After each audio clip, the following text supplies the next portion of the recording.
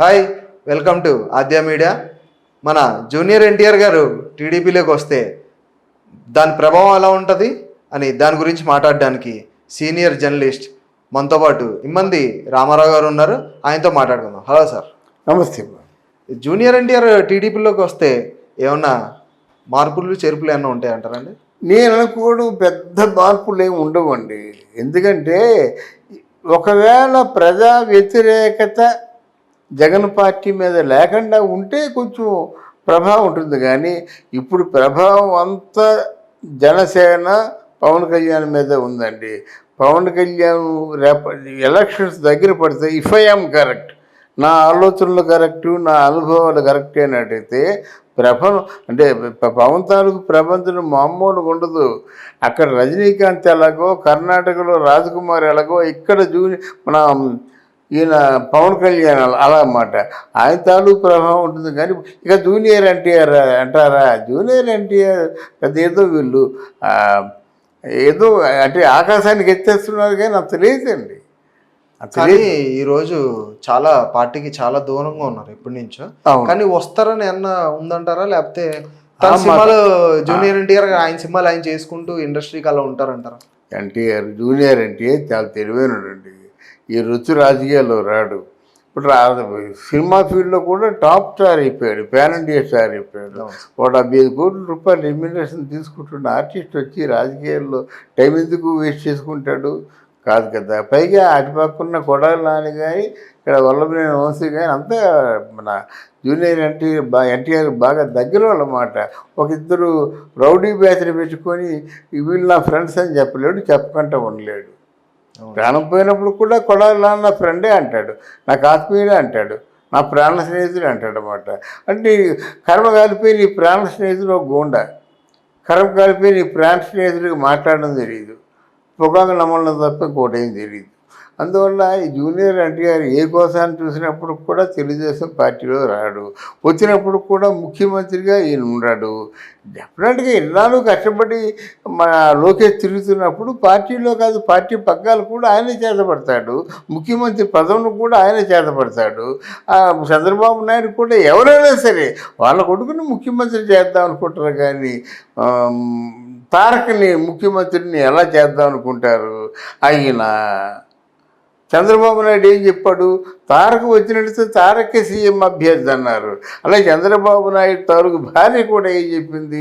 తారక వస్తే తారకే సీఎం అభ్యర్థి అన్నారు అనమాట. తారక రాడు, వస్తే అన్నారు కానీ తారక రాడు అన్నమాట. ఆ తర్వాత ఇక్కడ లోకేష్ బాబు పాదయాత్ర ఆయనలో చాలా సంపూర్ణంగా మార్పు తీసుకొచ్చింది. ఒకప్పుడు మాట్లాడలేకపోయేవాడు, ఇప్పుడు మాట్లాడుతున్నాడు, గంటల తరబడి మాట్లాడుతున్నాడు. ఒకప్పుడు రాజకీయాలు పాయింట్ బ్లాంక్గా మాట్లాడేవాడు కాదు, ఇప్పుడు ఫక్తు రాజకీయాలు మాట్లాడుతున్నాడు. ఒకప్పుడు నిజంగా వీళ్ళెవరో పేర్లు పెట్టినట్టుగా కొంచెం సబ్బిగా ఉండేవాడు. ఈరోజు అది కాదు కదా సార్, ఈరోజు అది కాదు కదా, కాదు. అందువల్ల ఇది ఇక్కడ తారకు వచ్చే ప్రసక్తే లేదని చెప్పడం కోసం చెప్తున్నాను. ఏమన్నా లోకేష్ బాబు హ్యాండిల్ అసలు అకౌంట్లోకి డబ్బు పంచే పథకాన్ని మొట్టమొదటిసారిగా ప్రవేశపెట్టిందే తారక్ కదండి. అప్పుడు ఎవరు చంద్రబాబు నాయుడు కూడా నవ్వాడు అన్నమాట.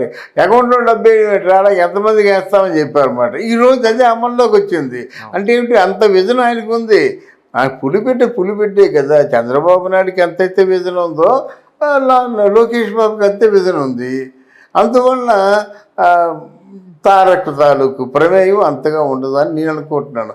మనం బయట నుంచి ఏమో ఆయన్ని పొగడ్డానికి నువ్వే సీఎం అనొచ్చు కదా. కానీ సీఎం అంటే ఏంటి, మీరు పదవులు అంటే సీఎం మీరు కుర్చీలోకి వచ్చినంత వరకు ఒకలా ఉంటుంది. పవన్ కళ్యాణ్ రాజకీయాల్లోకి వచ్చేంత వరకు ఎంత గొప్పగా ఉండేది. ఆయనే నెంబర్ 1 అన్నారన్నమాట. రాజకీయాల్లోకి వచ్చి ఈయనన్నాళ్ళు ఉంటాడు అన్నారు. కొంచెం స్థిరపడ్డాడు. ఎందుసరికి అమ్మో స్థిరపడుతున్నాడు, ఎక్కడైనా ప్యాకేజ్ తీసుకుంటారన్నారు. ఈరోజు 151 సీట్లు గెలిచినటువంటి జగన్మోహన్ రెడ్డి ఏ స్థాయిలో ఉన్నాడో, ఒక్క సీటు లేనటువంటి పవన్ కళ్యాణ్ ఆ స్థాయిలోనే ఉన్నాడు. ఇప్పుడు పవన్ కళ్యాణ్ మీద బురదలను మొదలెడతారు. రేపు పొద్దున్న ఎన్టీఆర్ అంతే. ఎన్టీఆర్ అంటే పాలకవర్గానికి ధీటైన నాయకుడిగా ఉంటే అమ్మలా బూతులు తిడతారన్నమాట. ఈనాటి రాజకీయం పూర్తిగా అది ఏమైందంటే కళావిహీనం అయిపోయింది, దరిద్రం అన్నమాట, రొచ్చు. అంటే సోమబాబు చెప్తుండేవాడు, politics are the last resort for the scoundrels అంటాడనమాట. రాజకీయాన్ని మించినటువంటి నీచమైనటువంటి ప్రక్రియ లేదు కనుక జూనియర్ ఎన్టీఆర్ రాబోడు, వచ్చిన ఆయన అభిమానులు బలవంతంగా లాగేస్తారన్నమాట. తెలుగుదేశం పార్టీకి నెక్స్ట్ లోకేశే సారథ్యం వహిస్తాడు, లోకేశే పగ్గాలు చేపడతారు.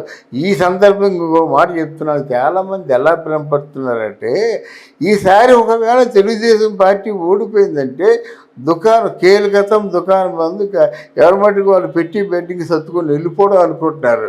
అది ఏం జరగదు. ఈసారి ఒకవేళ తెలుగుదేశం ఓడిపోయినా సరే లోకేష్ ఉన్నాడు, బోర్డంత వయసు ఉంది, డెఫినెట్గా పోరాటం చేస్తాడు.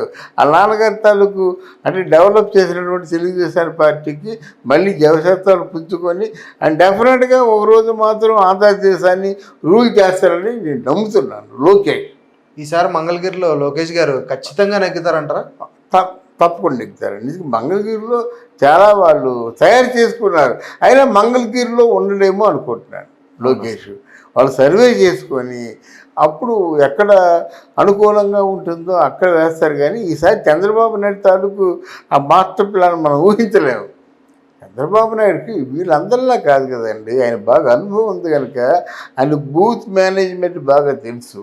లాస్ట్ టైం కూడా ఆయనకి ఓవర్ కాన్ఫిడెన్స్, ఈయనేం వస్తాడులే, ఇప్పుడు జగన్ మన పవన్ కళ్యాణ్ ఎలాగనుకుంటున్నాం, ఈయనేం వస్తాడే బాబు, వస్తే 10, 15, 20 సీట్లు వస్తాయి అనుకున్నాడు. కానీ అంతర్గతంగా జగన్మోహన్ రెడ్డి ఎంత పెద్ద ప్లాన్ వేశాడు, ఆ లాస్ట్ మినిట్లో ఎంతంత డబ్బు పంచాడు, తర్వాత ఏంటంటే ఒక వర్గం అంతా ఎలా సపోర్ట్ చేసింది, బూతుల్లో ఉన్నవాళ్ళు ఎలా సపోర్ట్ చేశారు, ఆఖరికి ఈవీఎం అవి కూడా ఎలా మొరాయించాయి, ఎవరికి ఓటేసినప్పుడు కూడా జగన్మోహన్ రెడ్డికి ఎలా వెళ్ళింది, ఇదంతా ఉండడం వల్ల చంద్రబాబు నాయుడు దెబ్బతిన్నాడు. కానీ ఇప్పుడు చూడండి చంద్రబాబు నాయుడు అనేది ప్రాక్టికల్గా చూపిస్తాడు. అసలు ఇందు మూలంగా చెప్పడం ఏంటంటే ఎవరేమనుకున్నప్పుడు కూడా తారకున్నంత మాత్రంలో తెలుగుదేశం ఏదో ఆకాశంలోకి వెళ్ళిపోతుంది అనుకోలేదు. మంచి పనులు చేస్తే ఎవరినైనా ప్రజలు నమ్ముతారు, మంచి పనులు చేసినట్టయితే ఎవరికైనా ప్రజలు ఓటేస్తారు. చంద్రబాబు నాయుడు తాలూకు సామర్థ్యం మీద నమ్మకం ఉంది. కాదంటే చంద్రబాబు నాయుడు మిగతా వాళ్ళు కూడా కలుపుకుంటూ పోయినట్టయితే ఇంకా బాగుంటుందని నా ఉద్దేశం.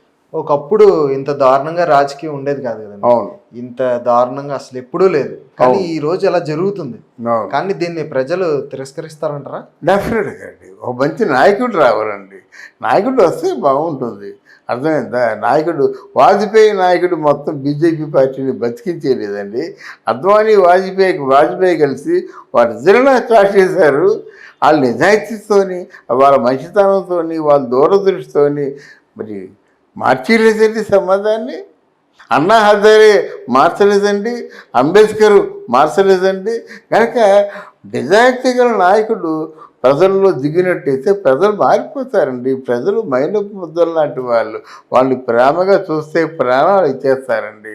కాకుండా ప్రజల జీవితాలతో ఆడుకుంటూ ఈ రాజకీయ నాయకులు పబ్బం గడుపుతున్నారు. కానీ నిజంగా ప్రజల్ని ఒక రవ్వంత మంచిగా చూస్తే కొండంత మంచిని మీకు కలగజేస్తారన్నమాట.